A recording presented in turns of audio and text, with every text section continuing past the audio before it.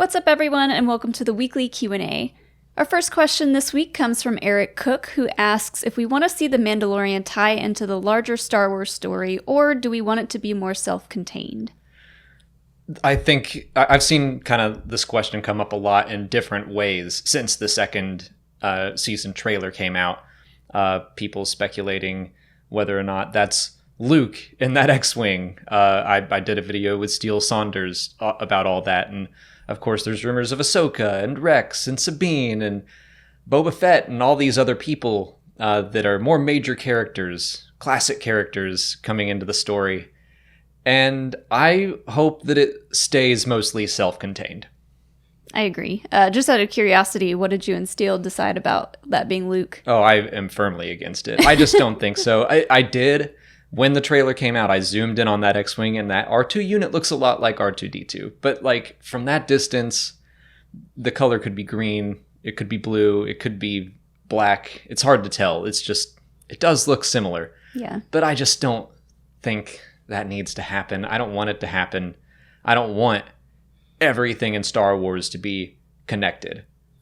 Yeah, I mean, I'm okay with some random side characters showing up in maybe 1 or 2 episodes. Maybe it'll be like the big finale at the end, which I feel like if Ahsoka doesn't show up until the very end and then it's like black screen, people are going to be pissed. But yeah, I think it should be more self-contained too. It's so special and the story is so unique and different. Keep it that way. Yeah, and Boba Fett is fine. Ahsoka is like a little bit more where I'm like, okay, cautiously optimistic here.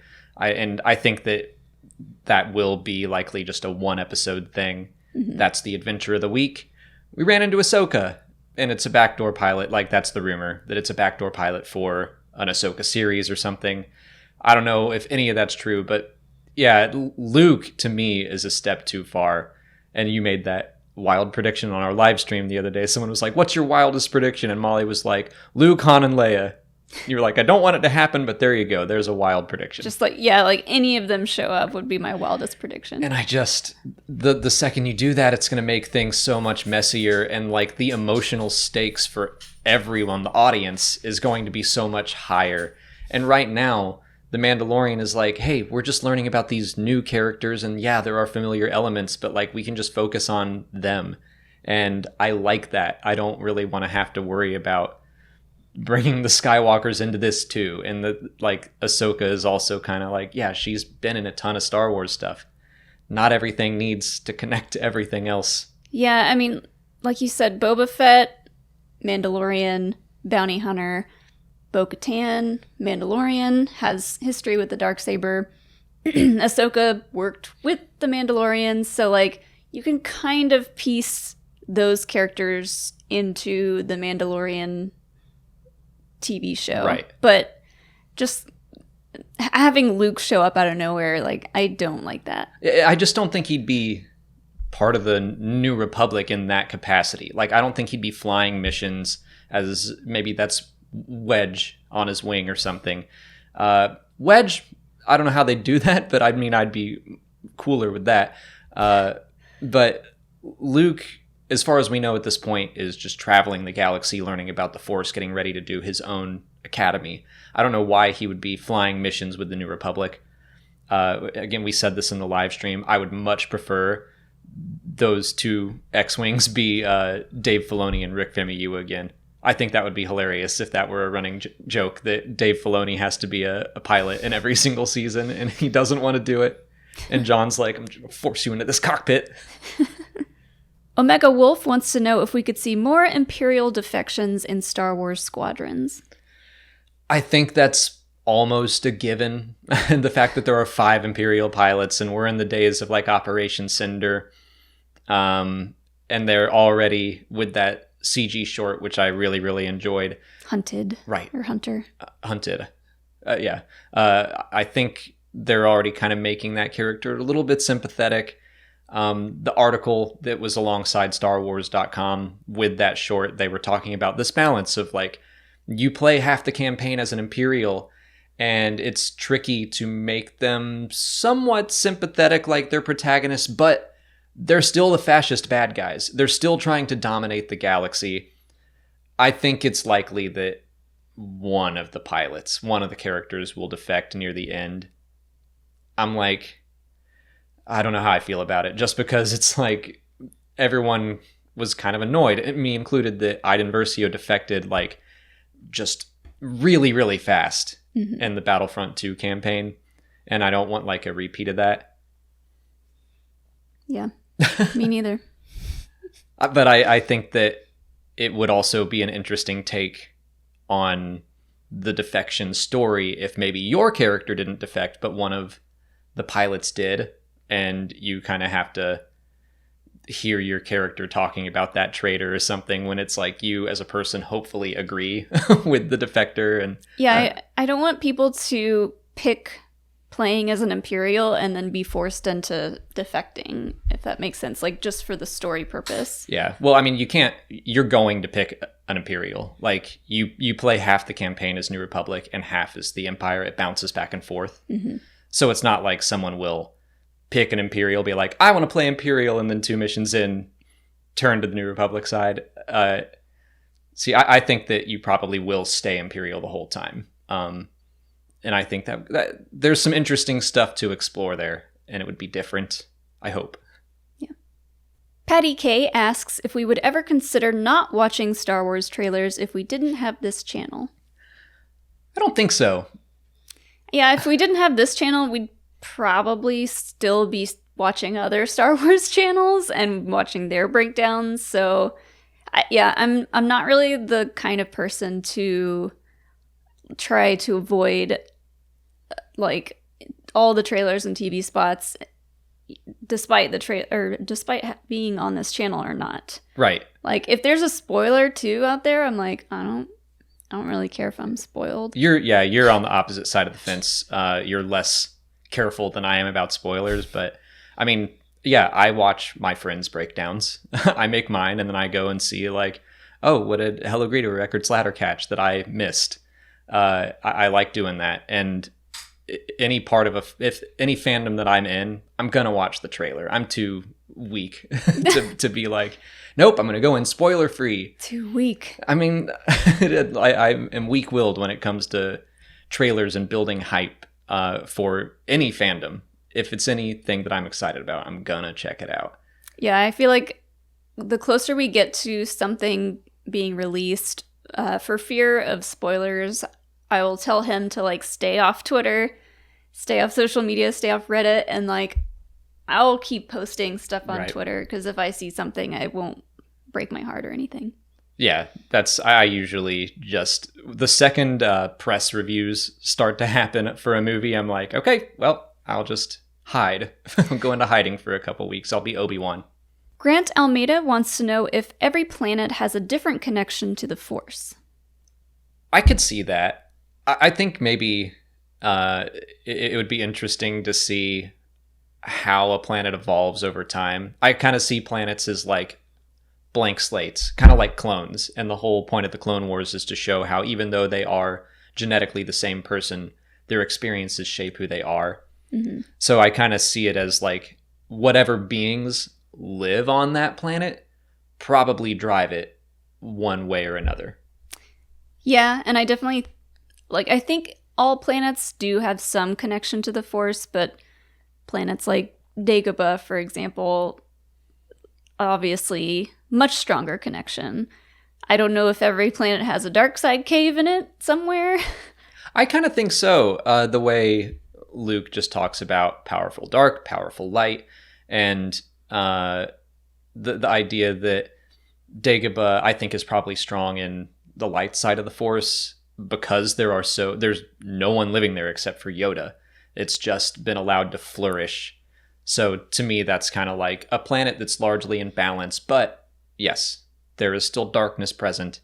And I kind of like the idea, we've talked about this in a Q&A before, someone asked like, does Dathomir have a light side cave? I think so. I think that would be cool. Because Dathomir is a planet whose beings went towards the dark side. They used dark side to fuel their magic. And I think that probably turned Dathomir that direction. And then I could see there being a powerful light source somewhere on that planet. I think one of the coolest examples of all these ideas is Mustafar, and like because of the VR games, we get this like incredible backstory of what happened to that planet. No, that's actually, you're right on the money. Yeah, and you could probably explain it better than I can because I didn't play them. Yeah, you just had me tell it to you. So yeah, it used to be like a lush planet, thriving. People lived there. It looked like humans lived there, and then someone used the planet's power for selfish reasons, and it threw the planet into chaos and into this like nightmare hellscape. So yeah, Lady Corvax used the dark side of the Force, or was at least motivated by dark reasons, and that's what happened to the planet. So yeah, I do think every planet probably has a unique connection to the Force based on its own experiences. Noel Lopez asks why Obi-Wan smirks right at the end of his duel with Vader in A New Hope. So this, I think, is coming about because I saw articles being written on this, and I believe it was Justin Bolger who tweeted about it.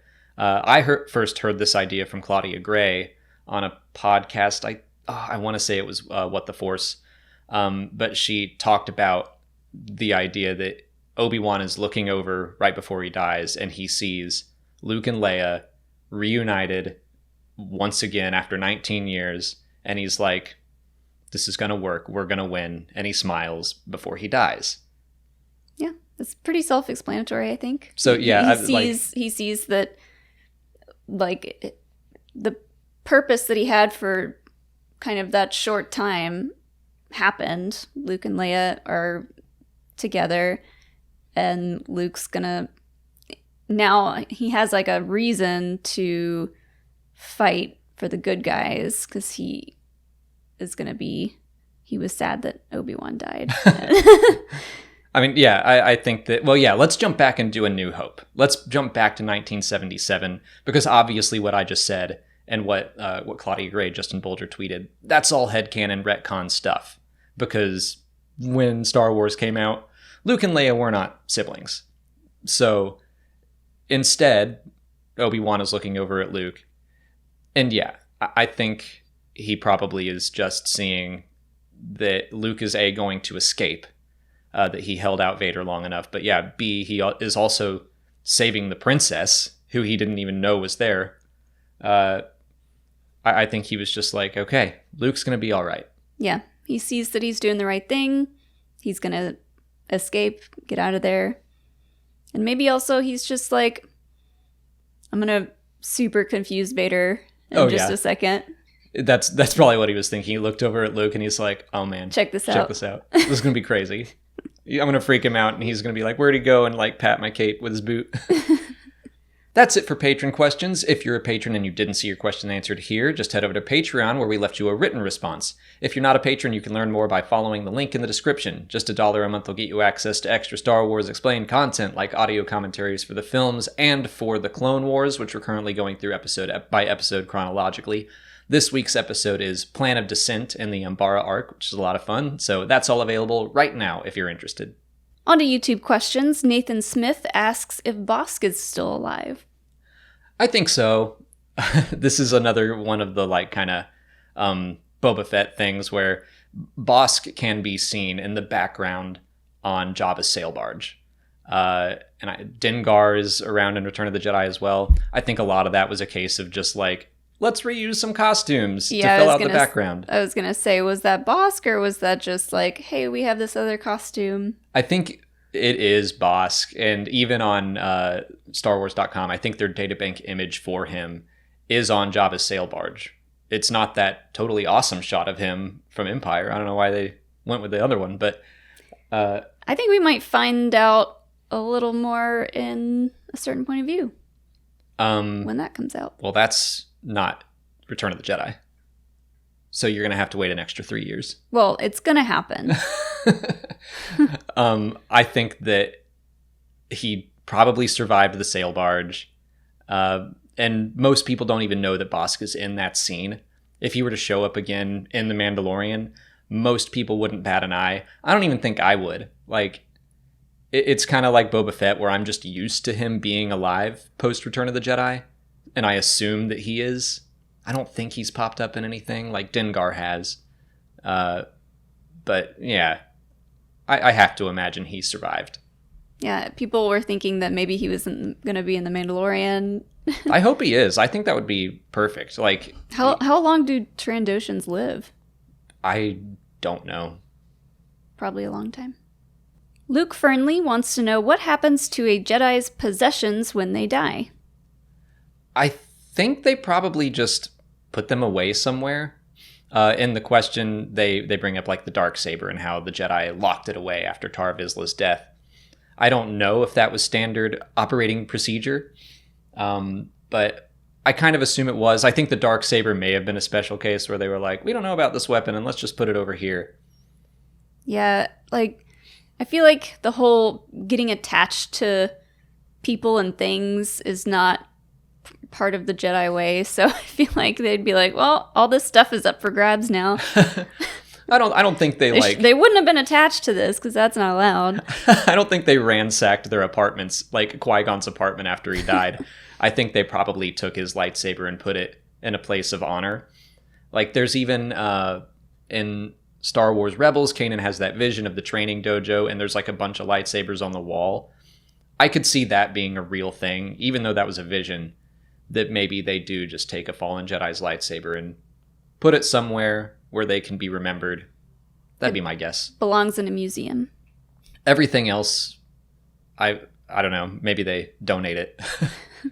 Poke Wars asks if the child will ever receive a name, or will it always be referred to as the child? And if it gets a name, will it start with a Y? I think it won't get a name. Are you sure? Yep. I figure we've talked about this before. I think we've answered this before, given our opinion, but it's like, hey, the Mandalorian trailer's back and we saw the baby again, so I don't know, let's talk about it. But my opinion hasn't changed. I still don't think they're ever going to name him. Yeah. I feel like that's just too much pressure on everyone. Agreed. But I feel like now Din, I mean, I feel like he needs to call him something, but maybe just like a nickname. I mean, he just calls him like the kid and the child, and I don't know. I was surprised. Sorry, or he doesn't want to name him specifically because that will get him even more attached before he is trying to return him to his people. I was surprised they named Din, actually. I kind of was expecting them to just keep things very vague, keep him the man with no name, literally. But I like perked up when Gideon said his name, so I was excited about it. I just think that at this point, everyone loves Baby Yoda, and I know like Jon Favreau desperately wants everyone to call him the child and not Baby Yoda, but I just don't think they'd be able to name it anything satisfying. Except for maybe Kevin. Kevin. I keep saying Kevin is the only acceptable name for the child.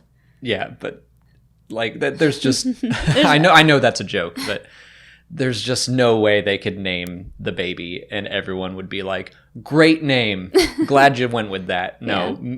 We'd hear so many people complaining just over something that isn't worth complaining about. But I think no matter what they name him, I would also be like, eh. Maybe he asks the child in season 2, like if he has a name, and he just like coos, and he's like, okay, I'll learn that name some other time. Yeah. Like they address it, but they don't address it. Yeah, I don't even want them to address it. Just keep it the way it is. Like, I'm happy with the vagueness of it all, I guess. Nolan Ueno wants to know why everyone forgets Bo-Katan helped massacre a village in the Clone Wars and faced no consequences for that. This is one of those things where, like, you just have to set aside some of that stuff for Star Wars because it is a mythology and people do terrible, terrible things and they still find redemption. People do great, great things and they still fall. Like, everything is exaggerated. And, like, I say this a lot. In the real world, Darth Vader deciding at the last second to save his son's life does not mean he gets to go to heaven, to Force heaven, and become a Force ghost. That, like, I don't agree with that in real life. But in a fantasy mythological world, yes, I'm all about it. It gives me chills every time. I mean, like, I would ask the question to people asking, or I would ask this of the people asking this question, what kind of punishment do you want to see given to her? Like, what's the point at this point?